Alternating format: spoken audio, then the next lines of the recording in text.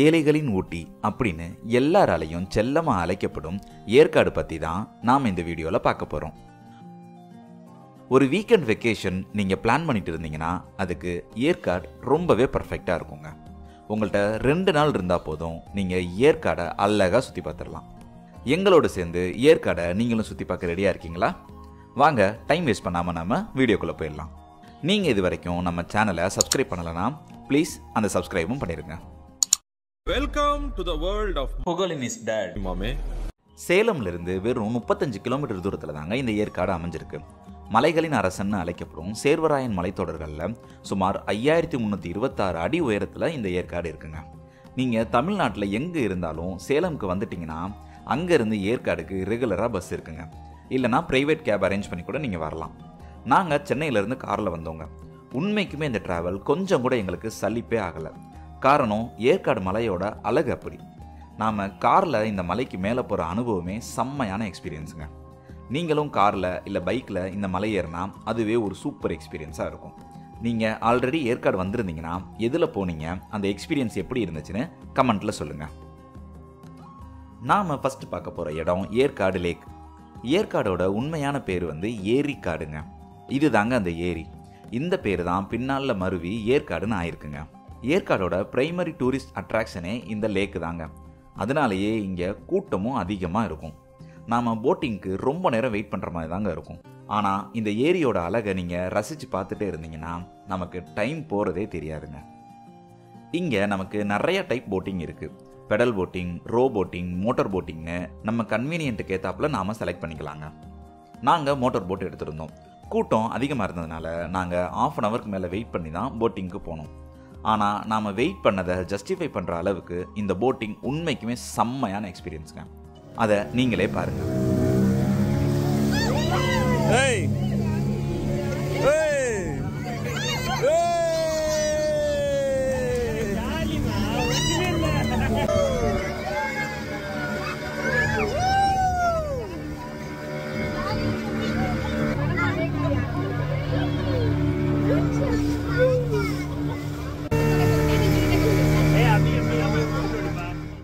இன்னொரு முக்கியமான விஷயங்க, நீங்கள் எங்கே இருந்தாலும் ஈவினிங்காக அந்த லேக் சைடு வந்துட்டிங்கன்னா இந்த லேக்கை பார்க்கவே செம்மையாக இருக்குங்க.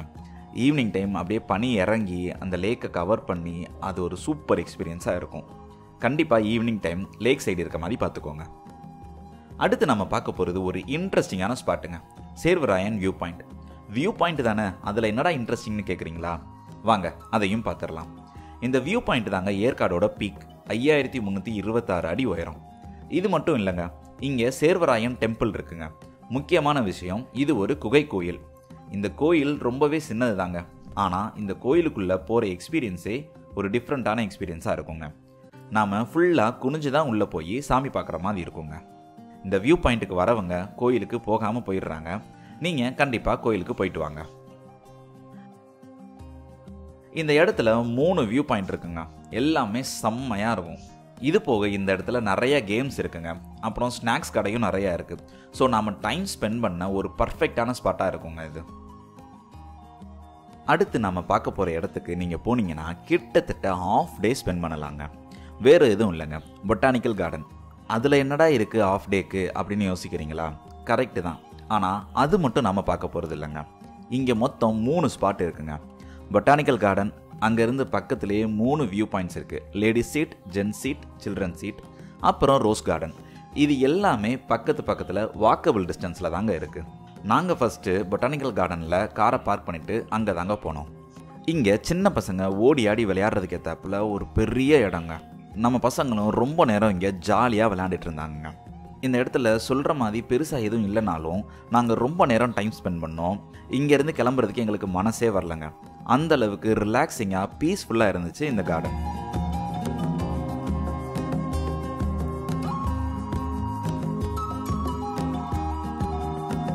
அடுத்து இங்கேருந்து வியூ பாயிண்ட்ஸுக்கு கிளம்பிட்டோம். வியூ பாயிண்ட்ஸ் நான் சொன்ன மாதிரி வாக்கபிள் டிஸ்டன்ஸில் தாங்க இருக்குது. Ladies seat, gents seat and children seat. இது 3மே பக்கத்தில் தாங்க இருக்கும். இங்கேருந்து பார்க்குற வியூவும் ஆல்மோஸ்ட் சிமிலராக தாங்க இருக்கும். ஒரு பர்ஃபெக்டான கிளைமேட்டில் நாம் இங்கே இருந்தோம்னா வியூஸ் பார்க்குறதுக்கு அட்டகாசமாக இருக்குங்க.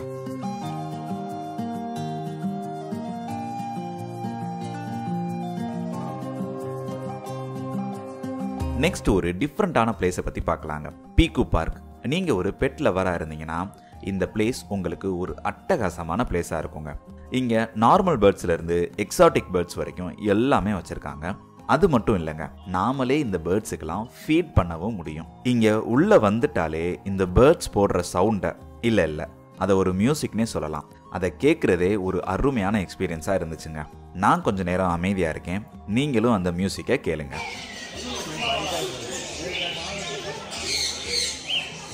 இது மட்டும் இல்லைங்க, இங்கே நிறைய அனிமல்ஸ் வச்சுருக்காங்க.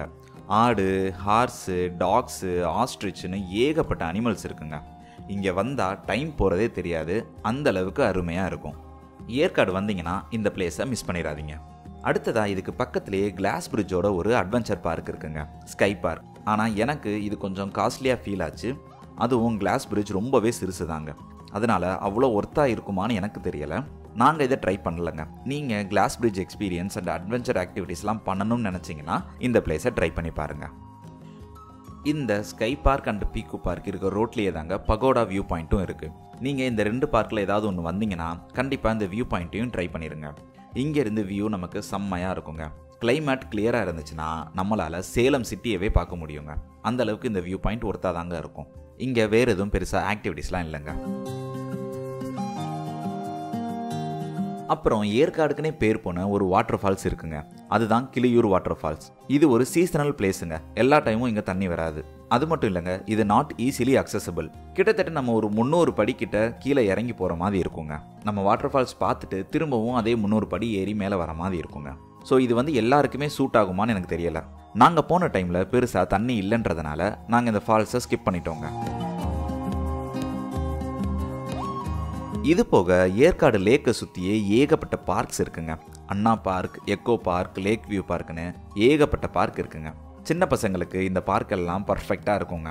உங்கள்கிட்ட எக்ஸ்ட்ராவாக டைம் இருந்துச்சுன்னா நீங்கள் இதையும் ட்ரை பண்ணி பாருங்கள். ஏற்காடில் ஒரு பிரச்சனை என்னென்னா ஸ்டே தாங்க. ஏழைகளின் ஊட்டின்னு பேர் வச்சுட்டு ரூம் ரேட்லாம் எக்கு தப்பாக வச்சுருப்பாங்க. டீசெண்டான ஸ்டேக்கு ரெண்ட்டு கூட தாங்க இருக்கும். வேறு வழி இல்லை, அதை நம்ம அட்ஜஸ்ட் பண்ணி தாங்க ஆகணும். மற்றபடி ஏற்காடு ரொம்பவே சிம்பிள் அண்ட் ரிலாக்ஸிங் டெஸ்டினேஷனாக இருக்குங்க. 2 days ஜாலியாக வந்துட்டு சில் பண்ணிட்டு போகலாம்.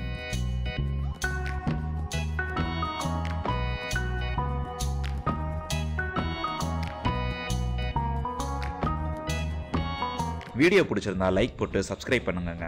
நிறைய டிராவல் வீடியோஸும் நம்ம சேனலில் போட்டிருக்கோம். தொடர்ந்து நான் இந்த மாதிரி வீடியோஸ் போடணும்னா அதுக்கு உங்களோட சப்போர்ட் இருந்தால் மட்டும்தாங்க போட முடியும். லைக் பண்ணுங்கள், சப்ஸ்கிரைப் பண்ணுங்கள். வீடியோ பிடிச்சிருந்தா இன்னொருத்தவங்களுக்கு ஷேர் பண்ணுங்க. அடுத்து இன்னொரு வீடியோவில் நம்ம சந்திக்கலாம்.